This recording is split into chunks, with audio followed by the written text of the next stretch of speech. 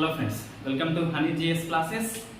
May 16 and May 17 2 days current affairs important ఇక్కడ discuss చేస్తున్నాం. మిగతా అంశాలు నేను పీడిఎఫ్లో లింక్లో ఇస్తా, వాటిని నోట్స్లో రాసుకుంటే సరిపోతుంది. ఇవైతే వెరీ ఇంపార్టెంట్ ఇష్యూ అండి. సైన్స్ అండ్ టెక్నాలజీ మే 16న సంపూర్ణ చంద్రగ్రహణము మరియు బ్లడ్ మూన్ అని చెప్పేసి సంభవించింది. ఒక సైన్స్ దృగ్విషయం ఇది. సో మనకి సంపూర్ణ చంద్రగ్రహణం ఎలా ఏర్పడుతుంది, బ్లడ్ మూన్ అంటే ఏంటి, బ్లూ మూన్ అంటే ఏంటి, ఫుల్ మూన్ అంటే ఏంటి అని చెప్పేసి మనకి ప్రశ్న వస్తుంది సైన్స్ లో. సో చంద్రుడు రంగులు మారుస్తున్నాడా లేదా ఆకారాలు మారుస్తున్నాడా, మనల్ని మోసం చేస్తున్నాడా అని చెప్పేసి మనం అధ్యయనం చేయాల్సి ఉంటుంది.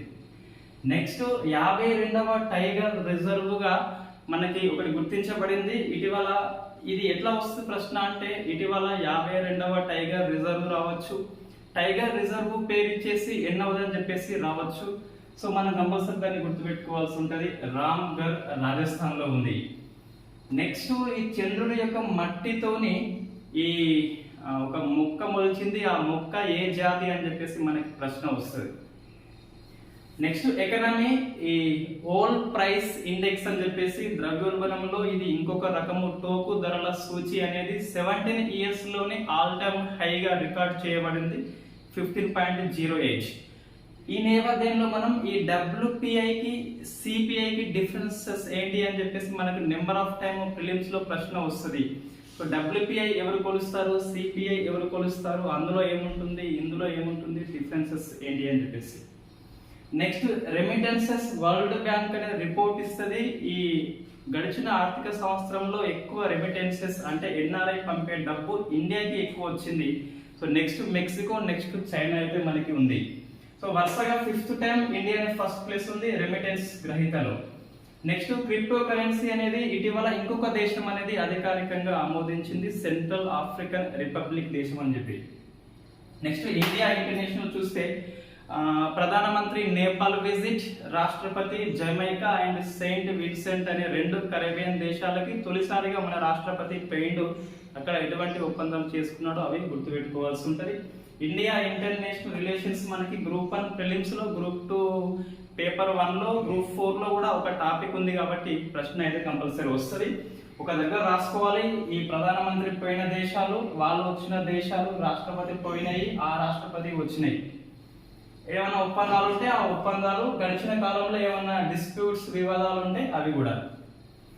నెక్స్ట్ నేషనల్ ఇష్యూ వస్తే ఈ తాజ్ మహల్ ఈ ముస్లిం బిల్డింగ్ కాదు, తేజో మహాలయం అని చెప్పేసి ఒక శివుని టెంపుల్ అని చెప్పేసి అలహాబాద్ హైకోర్టులో కేసు వేస్తే కేసు కొట్టి పడేసింది.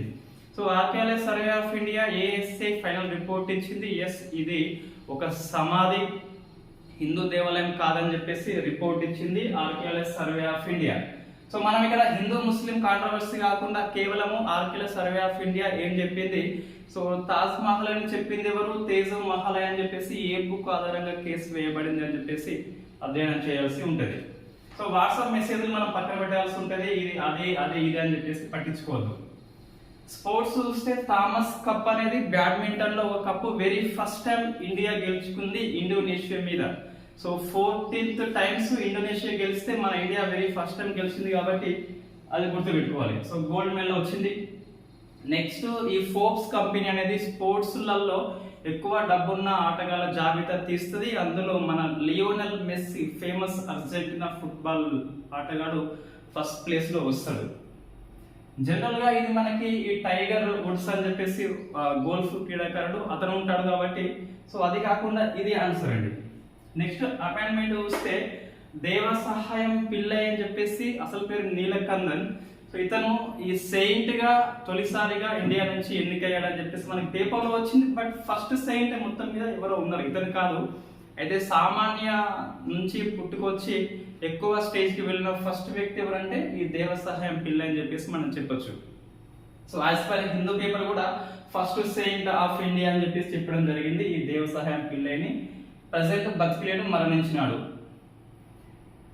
నెక్స్ట్ ఎలిజబెత్ బెర్న్ అని చెప్పేసి ఫ్రాన్స్ కి మహిళా అధ్యక్షురాలు కాబట్టి మనం గుర్తుపెట్టుకోవాలి. ఒక దేశానికి, ఒక రాష్ట్రానికి మహిళా అధ్యక్షురాలు, మహిళా ముఖ్యమంత్రి, మహిళా గవర్నర్, ఆ మహిళలు ఎవరు ఉంటే కంపల్సరీ ప్రశ్న వస్తుంది కాబట్టి సో మనం ఈ ఎలిజబెత్ బెర్నిన్ గుర్తుపెట్టుకోవాలి. ఫ్రాన్స్ అధ్యక్షుడు కూడా ఇటీవల ఇమాన్యుయల్ మాక్రాన్ అని చెప్పేసి ఎన్నికయ్యాడు.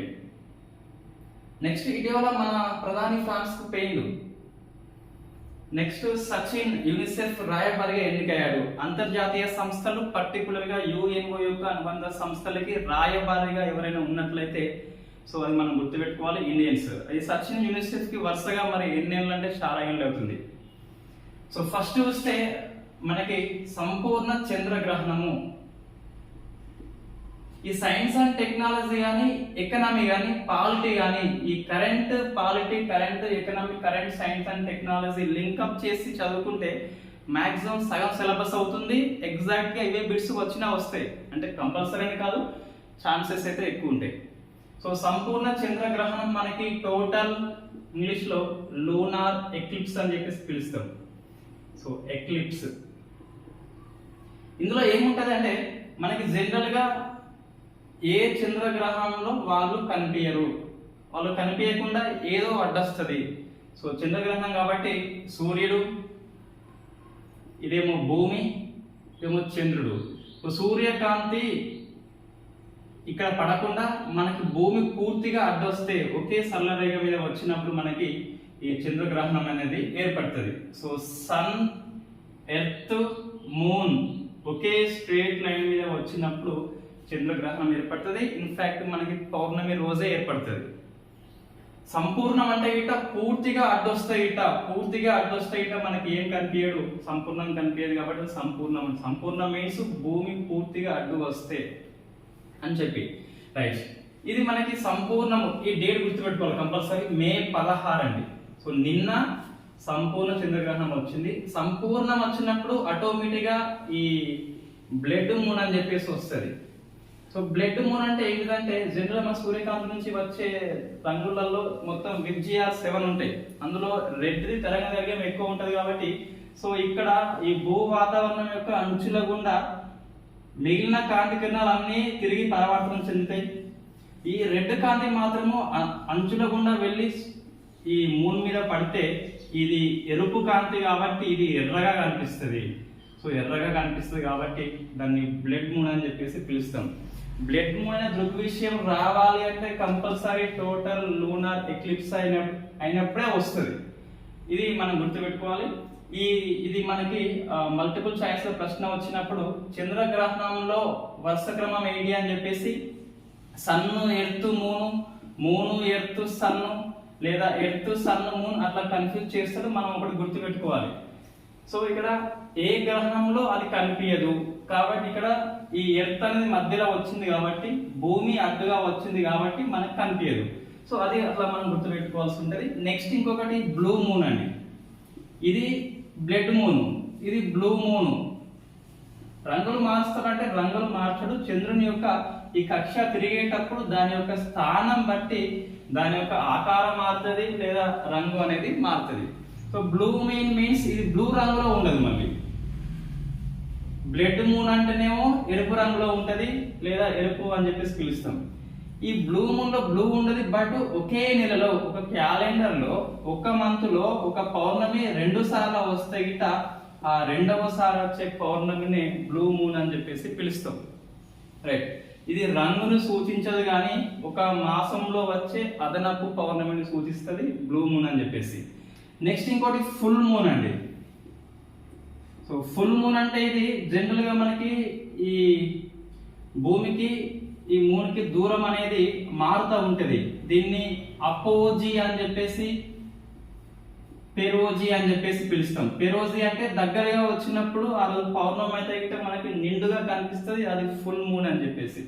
సో భూమికి చంద్రునికి మధ్య దూరం తక్కువ ఉన్నప్పుడు పెరోజీ ప్లస్ పౌర్ణమి వచ్చినట్లయితే అది ఫుల్ మూన్ గా కనిపిస్తుంది. సో మనకి ఒక సాంగ్ ఉంటది, జనతా గ్యారేజ్ లో మూన్ లైట్ నుంచి వచ్చిన అని చెప్పేసి.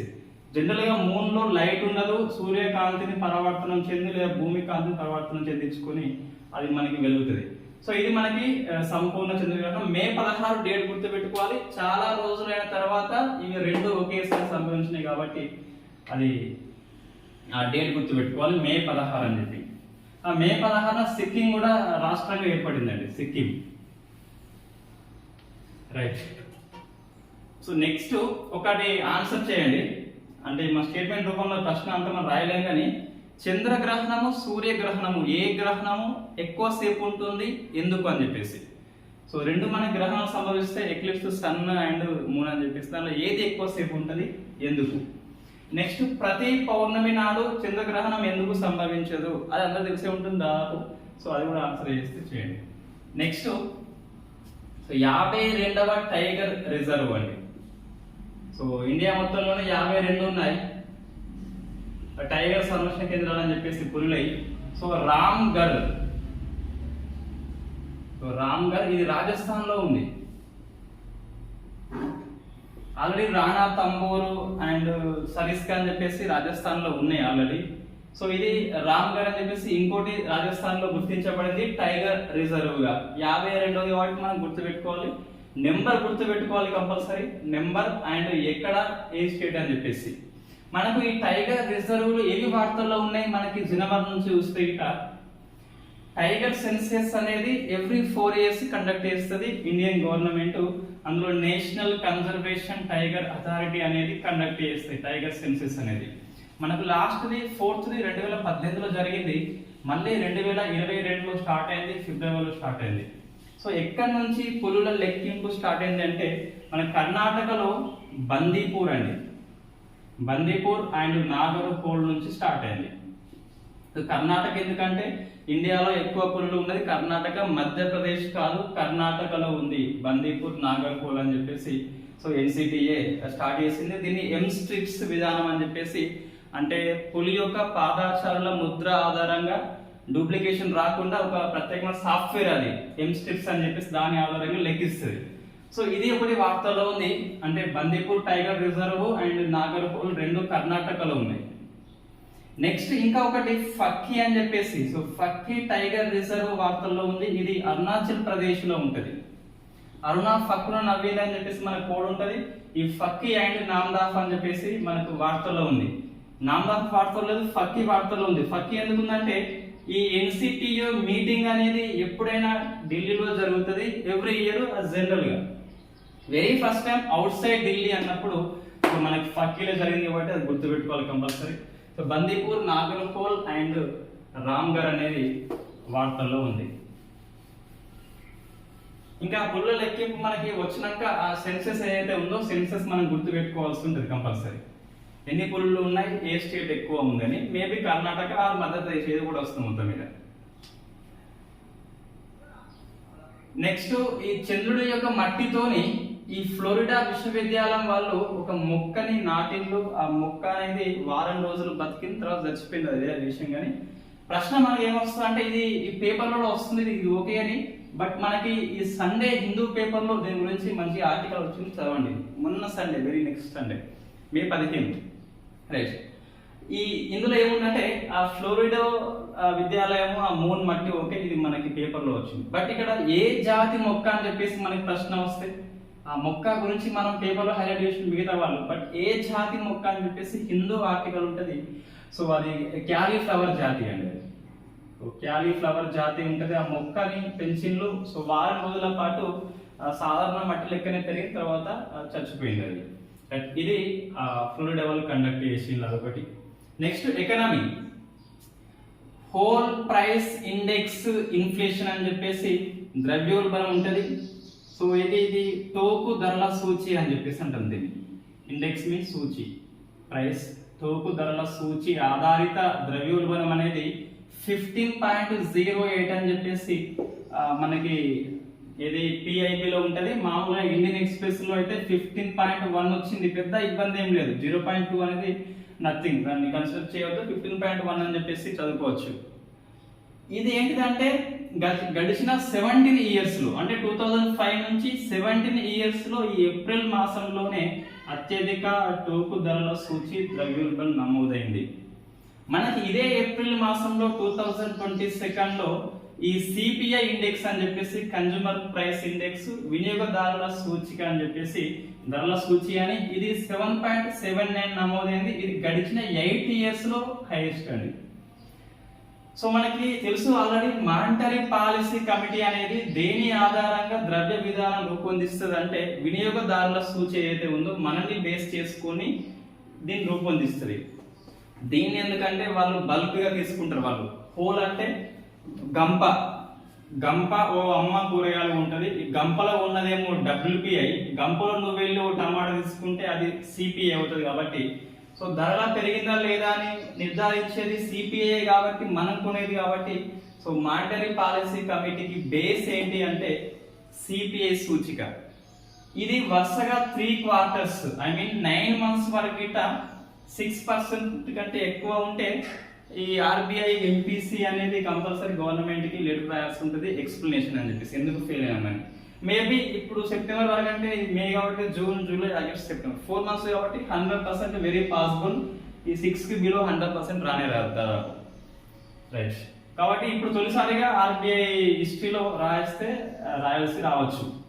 రైట్, మనకి ప్రశ్న వస్తుంది. ఒకసారి మీరు ఏదైనా ప్రీవియస్ క్వశ్చన్స్ ఎట్లా తొందరగా దొరకబట్టాలి అంటే direct Google search previous questions on WPI కొట్టండి, మీకు కనీసం ఒక 10 వస్తాయండి. ఒక 10 వస్తాయి. గ్రూప్ లో ఒక ప్రశ్న వచ్చింది ఆల్రెడీ, ఈ WPI CPI కి మధ్య బేస్ ఇయర్ కి డిఫరెన్సెస్ ఏంటి అని చెప్పేసి అది వచ్చింది.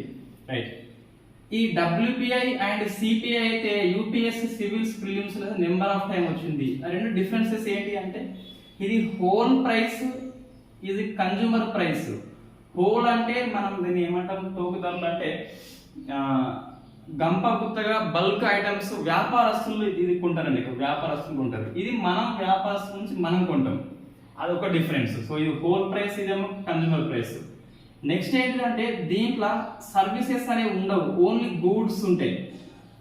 ఇందులో గూడ్స్ అంటే వస్తువులు ఉంటాయి, సర్వీసులు ఉంటాయి. ఐ మీన్ ఈ విద్య, వైద్యము ఇవన్నీ సర్వీసెస్ కిందకి వస్తాయి, కంప్యూటర్ సంబంధించింది.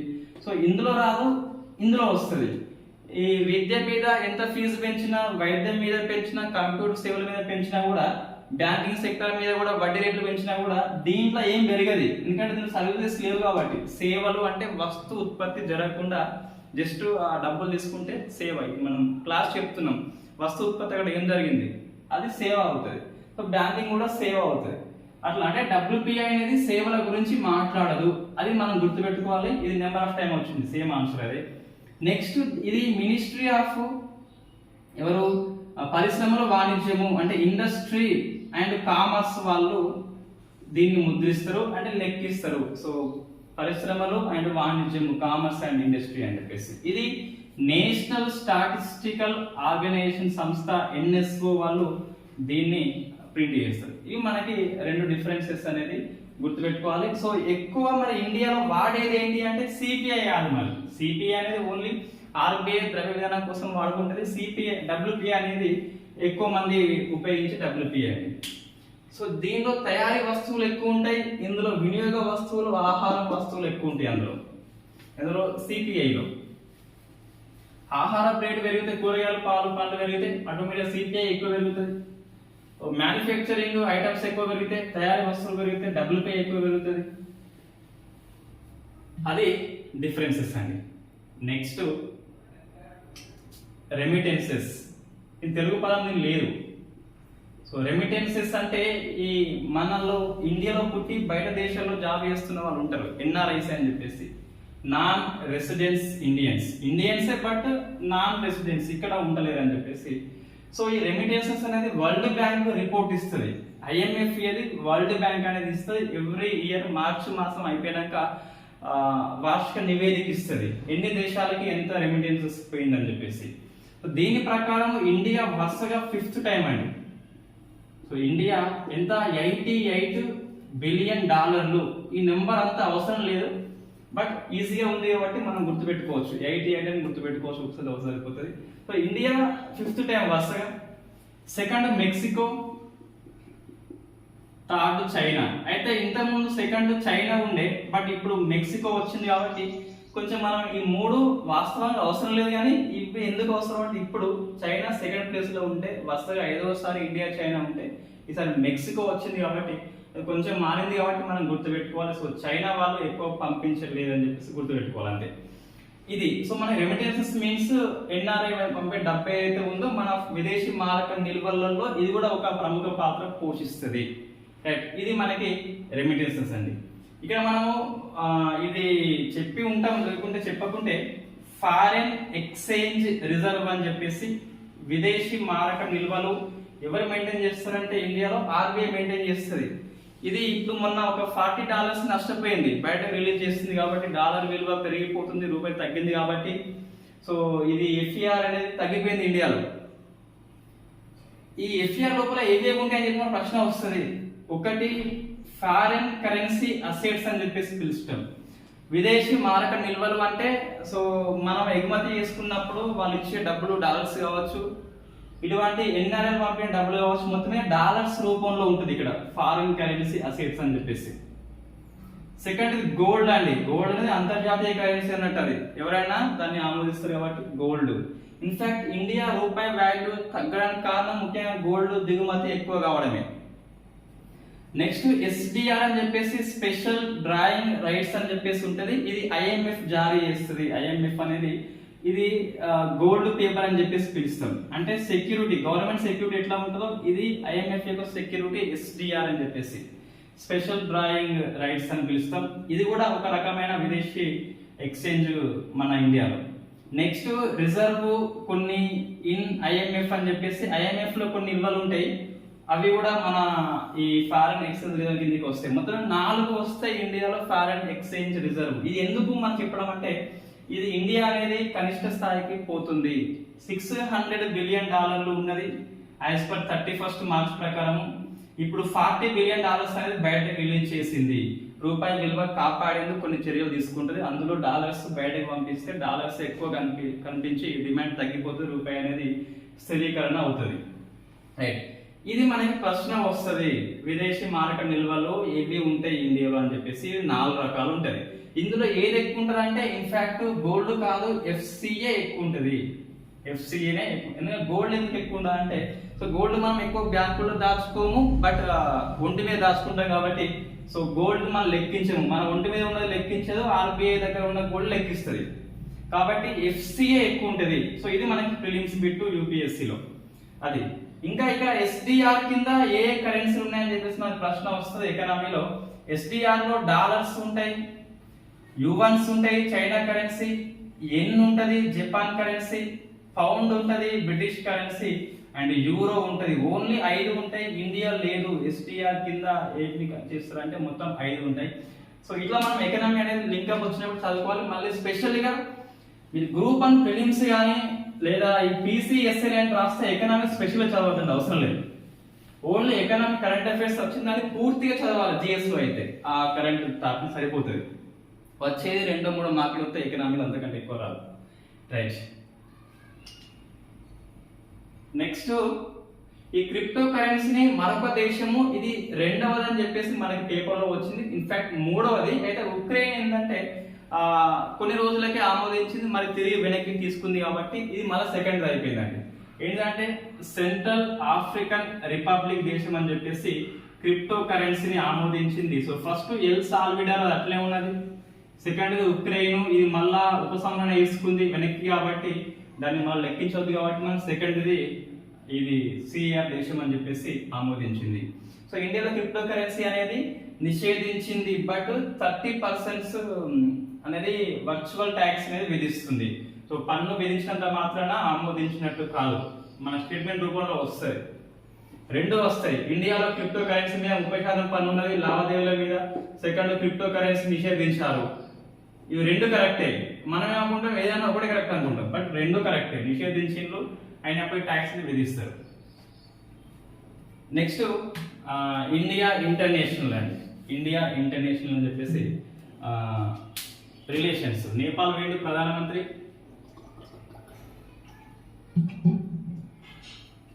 Right, Nepal visit. ఇన్ఫాక్ట్ మొన్న ఈ బహదూర్ దేవేబా, ఈయన పేరు షేక్ బహదూర్ దేవేబా అని చెప్పేసి ఈ నేపాల్ ప్రధానమంత్రి ఇండియాకి వచ్చిండు, ఇండియా ప్రధానమంత్రి నేపాల్కి అయిండు. ఇది గడిచిన ఈయన పదవి కాలంలో 5th టైం అట నేపాల్ విజిట్ అని చెప్పేసి. సో ఎందుకు పోయిందంటే మనకి ఈ మే 16 నిన్న ఒకరోజు అది విజిట్ ఓన్లీ బుద్ధ పూర్ణిమ పుట్టింది ఎక్కడంటే లుంబిని కాబట్టి సో లుంబిని వేలు లుంబినిలో మాయాదేవి ఆలయం అని చెప్పేసి వాళ్ళ తల్లి ఉంటది. ఆ మాయాదేవి ఆలయాన్ని విజిట్ చేసిండు, లుంబిని వెళ్ళి మొక్కిండు బుద్ధ పూర్ణిమ రోజు. నెక్స్ట్ కొన్ని ఒప్పందాలు చేసుకున్నాడు. ఆ ఒప్పందాలు ఏంటి అంటే రెండు కూడా బుద్ధ పూర్ణిమ ఒప్పందాలే. ఫస్ట్ ఒకటి ఇక్కడ India international centre for Buddhist cultural and heritage ఒక సంస్థని శంకుస్థాపన చేసిళ్ళు, హెరిటేజ్ అని చెప్పేసి. India international centre for Buddhist cultural heritage, Buddha యొక్క సాంస్కృతిక వారసత్వ అంతర్జాతీయ కేంద్రం ఇండియాది. ఎక్కడ అంటే లుంబినిలో శంకుస్థాపన చేసిండ్రు ఈ షేక్ బహదూర్ దేవోబా అండ్ మన ప్రైమ్ మినిస్టర్. అది ఒక ఒప్పందం. సెకండ్ది ఈ బుద్ధుని మీద అధ్యయనం కోసము. సో ఉన్న హిస్టరీస్ మనకు సరిపోతలేదు బుద్ధుంది, ఇంకా ఎక్కువ అధ్యయనం కోసం అని చెప్పేసి ఒక చైర్, అదే అంబేద్కర్ చైర్ అని చెప్పేసి ఏర్పాటు చేసిండు. ఏంటి అంబేద్కర్ చైర్ అంటే ఈ జనరల్ గా మనకి ఒక పరిశోధన కోసము అంబేద్కర్ పేరు మీదుగా ఒక సంస్థ, అదే అంబేద్కర్ చైర్ అని చెప్పేసి. మనకి ఇటువంటి ఒక 3 ఉన్నాయి మనకి వార్తల్లో. మళ్ళీ ఎన్నికల సంస్కరణల మీద టిఎన్ శేషన్ చైర్ అని చెప్పేసి మనం చెప్పినాం ఇంతకుముందు. నెక్స్ట్ సైన్యంలో సంస్కరణల మీద బిపిన్ రావత్ యొక్క చైర్. చైర్ అంటే కుర్చీ వేయడం కాదు, ఒక మనిషిని అక్కడ నియమిస్తారు, ఆయన అధ్యయనం చేయాల్సి ఉంటది. సో బౌద్ధ అధ్యయనం అని చెప్పేసి ఈ అంబేద్కర్ చైర్ ను ఎవరు ఏర్పాటు చేస్తున్నారంటే ఒకటి లుంబిని బౌద్ధ విద్యాలయం నేపాల్లో ఉన్నది, అది ఇండియాలో ఇండియన్ కౌన్సిల్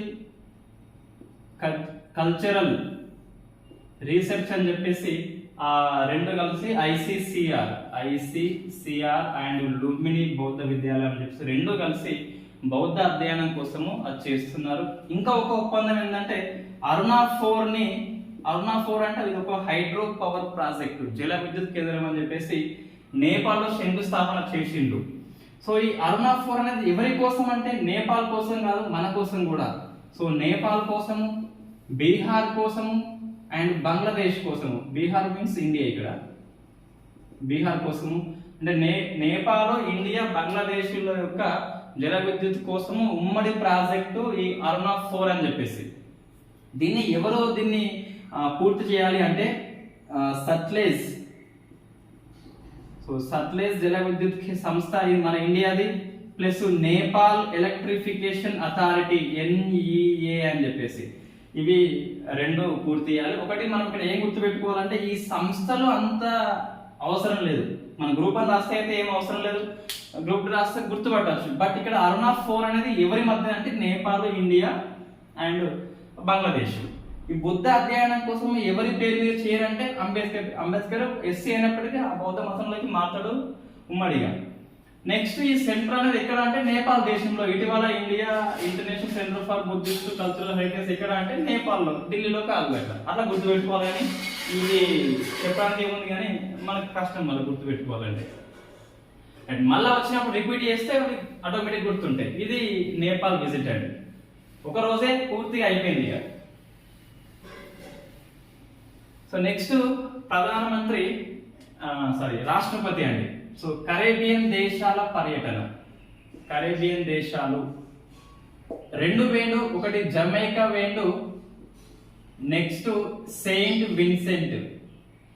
ఇవన్నీ వాస్తవంగా వెస్ట్ ఇండీస్ కిందకి వస్తాయి, సెయింట్ విన్సెంట్ అని చెప్పేసి. సో జమైకా సెయింట్ విన్సెంట్ కి విజిట్ చేసిన ఫస్ట్ ప్రెసిడెంట్ ఆఫ్ ఇండియా ఎవరు అంటే మన రాష్ట్రపతి రామ్నాథ్ కోవింద్. ఇది గుర్తుపెట్టుకోవాలి. సో ఫస్ట్ టైం కాబట్టి ప్రశ్న వస్తుంది. ఈయన ఫస్ట్ టైం వేయండు, ఇంకా ఏప్రిల్లో ఈయన పోతాడు, ఏప్రిల్ కాదు జూలైలో పోతాడు మొత్తం మీద. నెక్స్ట్ రాష్ట్రపతిగా మేబీ వెంకయ్య నాయుడు ఆర్ గులాబీ నబీ ఆజాద్ అని చెప్పేసి వార్తల్లో ఉన్నది. రైట్, ఇది జమైకా అండ్ సెయింట్. ఈ జమైకాకు వేయండు, ఇది రేపు ఉన్నట్టున్నది. ఈ జమైకాలో ఒప్పందం ఏంటిదంటే ఇక్కడ ఒక వీధికి అంబేద్కర్ పేరు పెట్టిండ్రు.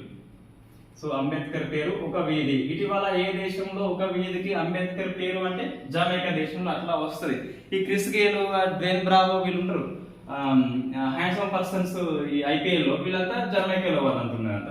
వెస్ట్ ఇండీస్ వాళ్ళు ఉంటారు కదా, క్రిస్ గేలు ఇంకా ఎవరు పావేలు వాళ్ళంతా ఇక్కడనే ఉంటారు, జమైకా కానీ ట్రినిడాడ్ అని చెప్పేసి.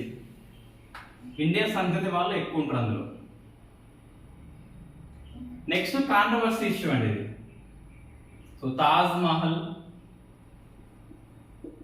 వర్సెస్ తేజో మహాలయ. చూడండి ఆ కాంట్రవర్సీ కూడా ఎంత దగ్గర ఉన్నది అంటే మంచిగా పెట్టింది వాళ్ళు నమ్మే విధంగా. సో తేజో మనం ఏం నమ్మాలంటే ఆ పేపర్లో వాట్సాప్లో ఇంకా దాదాపు మీకు చేరుకొని ఉంటుంది ఇప్పటికే, డాష్ డాష్ డాష్ అని చెప్పేసి ఇది హిందూ ధర్మం అని చెప్పేసి మనం కాపాడదాం అని చెప్పేసి ఫైట్ చేయాలి మేర భారత్ మహాన్ అని చెప్పేసి. మనం అదంతా చదువుకోవద్దు, మర్చిపోతాం ఉన్నది. సో మనం ఏం చేయాలంటే ఆర్కియాలజీ సర్వే ఆఫ్ ఇండియా ఏం చెప్తే అది మనం గుర్తుపెట్టుకోవాలి. సో కొంచెం ఇటువంటి ఎమోషన్స్ అనేది కంట్రోల్ చేసుకోవాలండి. ఏది మనకు ఈ అయోధ్య వచ్చినప్పుడు లేదా ఈ ముస్లిం హిందూ ఇష్యూ వచ్చినప్పుడు, సో మనం as per constitution, as per constitutional bodies, as per statutory bodies, as per Indian government authentic సమాచారం ఏవో మంత్రి పోయి మీటింగ్లో చెప్పినది రాయకుండా యాజ్ పర్ సైట్స్ మనం రాయాల్సి ఉంటుంది. రైట్. ఇది ఇది ఇది ఏంటి కాంట్రవర్సీ? అలహాబాద్ హైకోర్టులో ఈ తేజో మహాలయ, ఇప్పుడున్న తాజ్ మహల్ అనేది షాజహాన్ కట్టించలేదు అని చెప్పేసి, ఇది శివుని ఆలయం పడగొట్టి ఇట్లా అని చెప్పేసి అది ఏదో అటు ఇటు దాన్ని ఏమంటారు ఆల్టరేషన్ చేసి తాజ్ మహల్ గా మార్చిందని చెప్పేసి చెప్తారు. ఎక్కువ ఇటువంటి ఎక్కడ వస్తాయంటే బిల్డింగ్స్, జస్ట్ జనరల్ చెప్తున్నా, ఎప్పుడైతే ఫేమస్ బిల్డింగ్స్ ఉంటాయో ఆ ఫేమస్ బిల్డింగ్ మీదనే వస్తుంది ఇటువంటిది. ఇది ఆ ఆలయం అంతకుముందు, ఇది ఈ ఆలయం ఇంతకుముందు అని చెప్పేసి వస్తుంది. రైట్. సో ఫస్ట్ మనం ఇలా ఏం గుర్తుపెట్టుకోవాలంటే అలహాబాద్ హైకోర్టు అనేది ఇక్కడ పెద్ద అవసరం లేదు మనకి. ఇది తాజ్ మహల్ కట్టింది ఎవరని చెప్పేసి ప్రశ్న వస్తుంది. ఎవరు? షాజహాన్. అందరూ తెలిసిందే. సో షాజహాన్ తన ముంతాజ్ బేగం కోసము ఎక్కువ ప్రేమిస్తాడు కాబట్టి, సో ఆమె కోసం ఏదైనా చరిత్రలో నిలిచిపోయేలా ఉండాలని చెప్పేసి ఆ ప్రేమ కోసం కట్టిండు. ఇన్ఫాక్ట్ ఇది ముస్లింలది కాదు, హిందువులది కాదు, లవర్స్ అని చెప్పేసి చెప్తాం. మన ఠాగూర్ ఏమంటాడు అంటే, రవీంద్రనాథ్ ఠాగూర్, ఆయనకంటే ఎక్కువ మనకు తెలియదు ఇంకా. ఆయన ఏమంటాడు అంటే, కాలము అనే చెంప మీద ఒక కన్నీటి చుక్క వంటిది అని చెప్పేసి, ఏదో tear on the cheek of the time అని చెప్పేసి వ్యాఖ్యానం చేస్తాడు. ఎవరు? ఇది ఇంకేమంటాడంటే, తాజ్ మహల్ ను చూస్తే ప్రేమికులకి ఏమనిపిస్తుంది అంటే, ఒక ప్లేస్ ను చూస్తే ఎటువంటి కాన్సెప్ట్ వస్తుందో అటువంటి కాన్సెప్ట్ వస్తుందట. అంతా ఠాగూర్ యొక్క వ్యాఖ్యలు అవన్నీ. రైట్. ఈ షాజహాన్ రాస్తాడు, కట్టిస్తాడు ముంతాజ్ కోసం అని చెప్పేసి. ఇది మక్రాన్ అనే రాజస్థాన్ నుంచి వచ్చిన తెల్ల పాలరాయి. ఇది స్పెషల్ అండి. అంతకుముందు అన్ని మొఘల్సీ అన్ని ఎర్ర కట్టడాలు, ఇవన్నీ తెల్లగా, ఇది ఒకటి అదొకటి మనం గుర్తుపెట్టుకోవాల్సి ఉంటుంది. ఉస్తాద్ అహ్మద్ లహారీ అని చెప్పేసి, ఉస్తాద్ అహ్మద్ లహారీ దీని యొక్క ఆర్కిటెక్చర్ గా పనిచేస్తాడు మామూలుగా. ఇంకో లహరీ ఏమో షాద్షా నామా బుక్ రాస్తాడు. ఆ బుక్ లో తాజ్ మహల్ ని కట్టిన షాజహాన్ అని చెప్పేసి ప్రస్తావన ఉంటుంది అందులో. సో తేజో మహాలయ ఇది వాస్తవంగా పిఎన్ ఓక్ అండి. ఈయనే ఫస్ట్ టైం దీన్ని ఇది ఓ శివాలయం అని చెప్పేసి పరివర్తన వర్మాని కట్టించిందని చెప్పేసి ఉంటది. సో పిఎన్ ఓకు ఆ బుక్ పేరు తాజ్ మహల్, ది తాజ్ మహల్. ఇది మనం గుర్తుపెట్టుకోవాలి, కరెంట్ అఫైర్స్. ఇది true story. Taj Mahal true స్టోరీలో పిఎన్ ఓకు పుస్తకం ఆధారంగా ఈ అలహాబాద్ హైకోర్టుకి వెళ్తే, అలహాబాద్ హైకోర్టు ఎందుకు వచ్చి నా దగ్గరికి, నేను న్యాయశాస్త్రం చూస్తా, ఇదేంటిది, ఇది శివాలయమా లేకుంటే ముస్లిం సమాజం చెప్పి ఎవరు చెప్పాలి, ఆర్కియల్ సర్వే ఆఫ్ ఇండియా చెప్పాలి, నీకు టైం పాస్ కాకుంటే ఇంట్లో ఇంకేమైనా చేసుకో కానీ ఇటువంటి చేయకని చెప్పేసి తిట్టి ఫైన్ వేసి పంపిస్తుంది. ఈ వీడైతే ఇంకా పబ్లిక్ ఇంట్రెస్ట్ లిటిగేషన్ అని చెప్పేసి పిఎల్ దాఖలు చేసిండు. మీరు లైవ్ లా ఒకసారి చూస్తే తెలుస్తుంది. అలహాబాద్ హైకోర్టు జడ్జిమెంట్ తాజ్ మహల్ కొడితే వస్తుంది అంత. సో ఇది ఏమన్నదంటే, ఈ సర్వే ఆఫ్ ఇండియా 2018లో చెప్పింది, మళ్ళీ చెప్పింది సరే అని చెప్పేసి. ఏమన్నది, ఇది ముస్లిం సమాధి, ఈ సమాధి తాజ్ మహల్ అంటే ముస్లిం సమాధి, ఇంకేం కాదని చెప్పి చెప్పింది అట్లా. రైట్. ఇది 22 గదులు ఉన్నాయి, ఆ గదులలో ఏముండదు అని చెప్పేసి మళ్ళీ ఒకసారి హైకోర్టుకి పోతే, మీరు ఇవాళ పేపరే అనుకుంటే మేబీ ఇవాళది నిన్నది మొత్తం మీద. సో 22 గదుల్లో ఏం లేదు, తలుపులే ఉన్నాయి అని చెప్పేసి చెప్పింది. ఎవరు?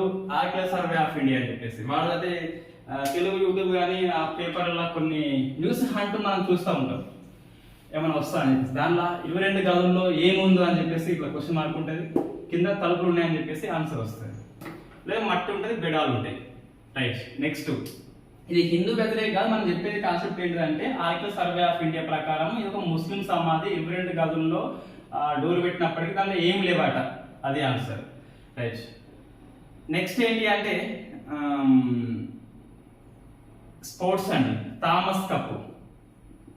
థామస్ కప్ అనేది ఇది బ్యాడ్మింటన్ ఆట, అట్లా ప్రశ్న వస్తుంది డైరెక్ట్. థామస్ కప్ ఏ ఆట అని చెప్పేసి వస్తుంది.